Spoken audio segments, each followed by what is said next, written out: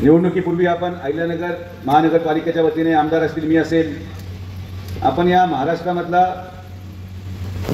महानगरपालिका दर्जातला अतिशय अद्ययावत MRI CT स्कॅनचं उद्घाटन केलं. आपण 2 वर्षामध्ये आयुष इमारतीची उभारणी केली, कोविडच्या कालावधीमध्ये ICU बांधलं आणि आज 18 कोटी रुपयाची ही कॅथ लॅब या जिल्ह्याच्या गोरगरीब जनतेसाठी आपण उपलब्ध करून देत आहोत. निवडणूक ही कुठल्या कारणामुळे किंवा कुठल्या पदामुळे आपण करत नाही.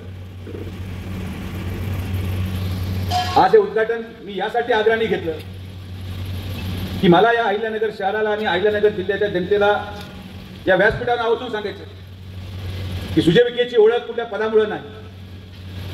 मी खासदार असतो काय नसतो काय, आमचा परिवार, आमराम संग्राम जगताप, आम्ही सगळेजण आपल्या सेवेसाठी कटिबद्ध आहोत आणि शेवटच्या श्वासापर्यंत आम्ही आपलं काम करत आहोत. मागच्या 1 वर्षामध्ये जेवढे कामं मी केले, मागच्या 1 वर्षामध्ये जेवढे उद्घाटनाने भूमिपूजन मी केले, त्याचं 2% सुद्धा काम हे आज जनतेने निवडून दिलेला लोकप्रतिनिधी करू शकला नाही. ही वास्तविकता. त्या कालावधीमध्ये माझा पराभव झाला, मी निराश नाही झालो. मी म्हटलो आपलं काम आहे, जनतेला काही अशा लोकांच्या भरोश्यावर सोडणं हे योग्य नाही. आपण जर थांबलो तर मग जनतेकडे कोण पाहणार, या भावनेतून आज आपण काम करत आहोत. आज या कॅथ लॅबचं उद्घाटन आपण केलं, आमदार आणि मी मिळून. आमचा प्रयत्न होता की नगर शहरामध्ये 500 एकरामध्ये MIDC व्हावी, त्यासाठी आपण जमीन दिली. जमिनीवर MIDCच्या 7 बाऱ्यावर उतार्यावर कोटा चढवला. दुर्दैवाने काही ठराविक लोक न्यायालयामध्ये केल्यानंतर मला विश्वास आहे की पुढच्या 6 महिन्यामध्ये अहिल्यानगरमध्ये 500 एकराची MIDC आम्ही दोघं मिळून उभं करणार असं तुम्हाला आमचं दिलेलं प्रत्येक आश्वासन हे अंतर्मनातून असतं. आमच्याद्वारे ठरवलेला अहिल्यानगर शहराचा विकास हा अंतर्मनातून असतो. मतं मागण्यासाठी किंवा आमच्या स्वार्थासाठी कुठलंही आश्वासन देऊन आम्ही आजपर्यंत कधी पळून गेलो नाही.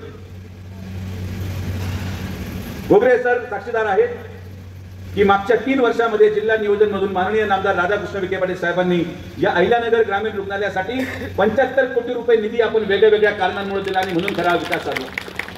ही उपलब्धता महायुती सरकारची आहे. आज ही कॅथ लॅब मुख्यमंत्री माननीय फडणवीस साहेब, उपमुख्यमंत्री माननीय शिंदे साहेब, माननीय अजितदादा पवार साहेब, या राज्याचे आरोग्यमंत्री माननीय आंबेडकर साहेब, पालकमंत्री माननीय विखे पाटील साहेब, हे सगळ्यांचं मिळून हे योगदान या महायुती सरकारच्या वतीने या जिल्ह्याच्या गोरगरीब जनतेसाठी या कालावधीमध्ये दिलेली सगळ्यात मोठी भेट आहे असं मला मुद्दामून आपल्याला सांगायचं. कोविडमध्ये काय झालं काय नाही झालं यावर बोलून आज उपयोग नाही. मी काय केलं, आमदारांनी काय केलं हे आज सांगून उपयोग नाही. आमचं सगळ्यात मोठं दुर्भाग्य आहे की आम्ही आमच्या केलेल्या कामाची जाहिरात कधी करू शकलो नाही. आम्ही केलेल्या घेतलेल्या कष्टाची जाहिरात आम्ही कधी करू शकलो नाही. या सिव्हिल हॉस्पिटलमध्ये ऑक्सिजन सिलेंडर उपलब्ध करण्यापासून तर अत्यावत ICU आपण 1 महिन्यामध्ये उभारण्याचा श्रेय आम्ही कधी घेऊ शकलो नाही. आणि म्हणून माझ्या अहिल्यानगर जिल्ह्याच्या जनतेला विनंती आहे की जे तुम्हाला दाखवलं जातं त्यावर विश्वास न ठेवता माणूस ओळखायला शिका. कोण माणूस खरंच तुमचं कल्याण करू शकतो, कोण माणूस खरंच जिल्ह्याचा विकास करू शकतो. ज्या दिवशी तुम्ही माणूस ओळखण्यामध्ये चूक करणार नाही, त्याच दिवशी तुमच्या मुलांचं पुढचं 25 वर्षाचं भविष्य अतिशय उज्ज्वल आणि आनंददायक जाईल हा विश्वास तुम्हाला व्यक्त करतो. मी जेव्हा भैयांना ही विनंती केली की आपल्याला उद्घाटन उठून घ्यायचंय, भैया म्हटले थांबा आपण मंत्रिमंडळामध्ये काही महात्मा लोकांची वेळ घेऊ. म्हटलं भैया योग्य वेळ हीच आहे, कारण की आता पेशंटची संख्या वाढणार आहे. पुढच्या 3 महिन्यामध्ये 2 प्रकारचे पेशंट घोगरे सर तुमच्याकडे येतील. एक, त्यांनी दिवाळीमध्ये फराळ वाटप करून देखील तिकीट न मिळणारे लोक, आणि दुसरे ते तिकीट मिळून प्रचार करत असताना निवडून देण्याची कुठलीही अपेक्षा नसताना अचानक निवडून आलेले लोक. अशा 2 प्रकारचे पेशंटची योग्य सुविधा मोफत व्हावी. कारण की ज्याचा फराळामध्ये खर्च झालाय त्याला उपचार करण्यासाठी खर्च नाही म्हणून ही मोफत सुविधा, आणि जो निवडून आलाय तो पूर्ण खर्च संपून निवडून आल्यामुळे त्याला पण ही मोफत सुविधा आमच्या दोघांच्या वतीने अहिल्यानगरच्या महानगरपालिकेच्या सगळ्या उमेदवारांसाठी आम्ही ही सुविधा करून देतो. कालावधी महत्वाचा असतो जिल्ह्यासाठी ना. धक्के 2 प्रकारचे असू शकतात, एक सुखद धक्का आणि एक दुःखद धक्का. या दोन्ही धक्क्यांमध्ये सावरण्याचं काम घोगरे सर करतील असा मला पूर्णपणे विश्वास आहे. येणाऱ्या कालावधीमध्ये हे जिल्हा रुग्णालय या अहिल्यानगर जिल्ह्याच्या जनतेच्या गोरगरीब रुग्णालयांसाठी आपण अजून अद्ययावत करायचा प्रयत्न करू. काही ठराविक लोक फक्त राजकारण करतात, काही झालं का कुठेतरी मुद्दा करून उपस्थित करायचं. म्हणजे काही झालं तरी आम्ही अहिल्यानगरचं महाविद्यालय, वैद्यकीय महाविद्यालय बाहेर जाऊ देणार नाही. घेऊन पण जातं, कोणी घेऊन चाललंय? कोणी हे म्हटलंय की आम्ही घेऊन जाणार आहोत? नसलेल्या मुद्द्याला उपस्थित करणे, मुद्द्याचं राजकारण करणे. आणि म्हणून आज या व्यासपीठावर मी शब्द देतो आमदार सगळ्यात जगताप आणि पालकमंत्री नामदार राधाकृष्ण विखे पाटील साहेबांच्या वतीने की अहिल्यानगरचं पुण्यश्लोक अहिल्याबाई होळकर वैद्यकीय महाविद्यालयाची स्थापना ही नगर शहरातच होणार, दुसरीकडे होऊ शकत. हा चर्चेचा मुद्दाच नाही. पण आता मुद्दे संपले,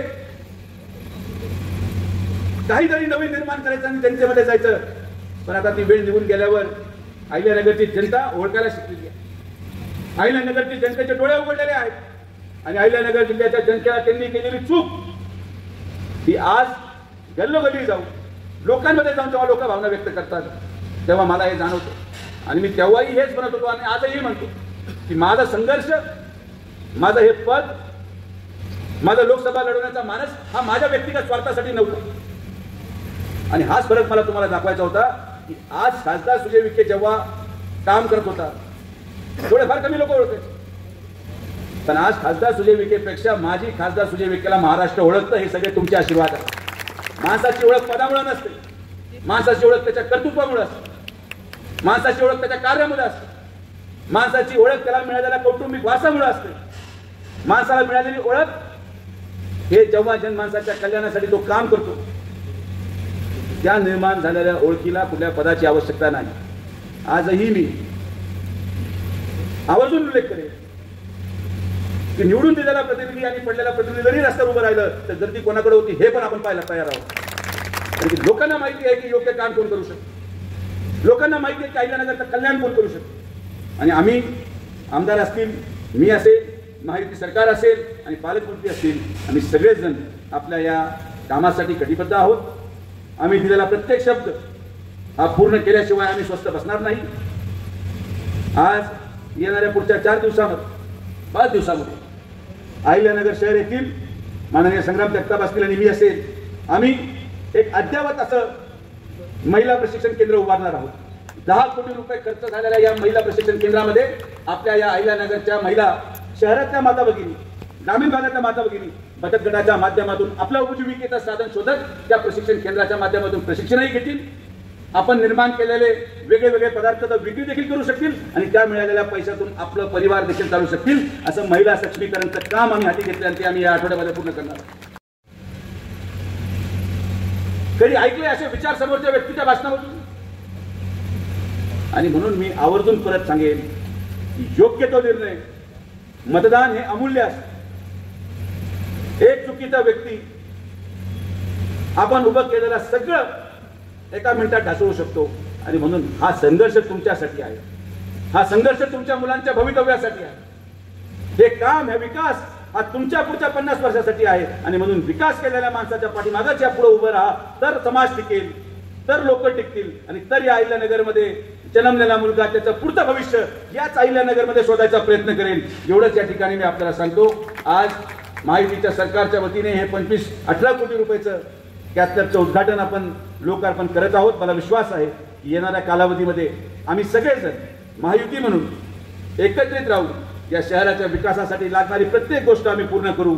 एवढंच ग्वाही या ठिकाणी देतो. आपण सर्वजण आलात, सगळ्यांचे मनापासून आभार. जय हिंद, जय महाराष्ट्र, जय श्रीराम.